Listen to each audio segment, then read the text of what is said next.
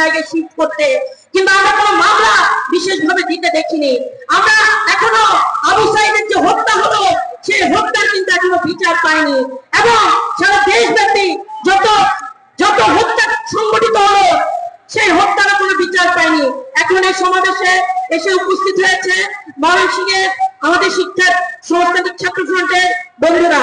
সংগ্রামী সমাবেশ, আজকে আমরা বলতে চাই যে এই 1 বছর ধরে যে অসংখ্য মানুষ গত বছর যে এই দুঃশাসনের বিরুদ্ধে লড়তে গিয়ে মারা গেল, তার কিন্তু আমরা কিন্তু এখনো বিচার পাইনি।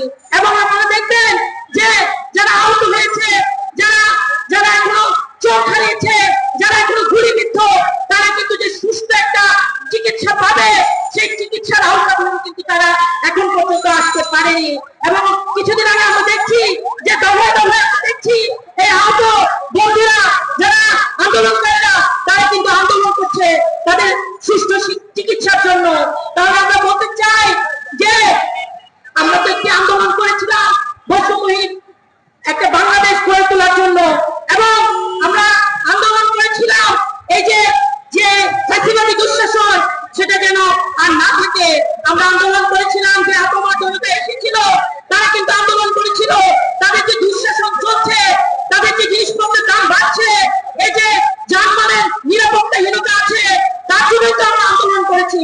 কিন্তু দুঃখজনক হলো আমরা দেখবো যে আন্দোলনের 1 বছর পরে আমরা চিত্র যদি দেখি, এই আন্দোলনে যে নারীরা ভূমিকা রেখেছে, আমরা কিন্তু সেই নারীদের যে এখন যে অনিরাপদ যে বাংলাদেশ তৈরি হয়েছে নারীদের জন্য, সেরকম কিন্তু নারীদের জন্য বিশেষ কোনো ভূমিকা নিতে আমরা এই ইন্টারিম সরকারকে আমরা দেখিনি।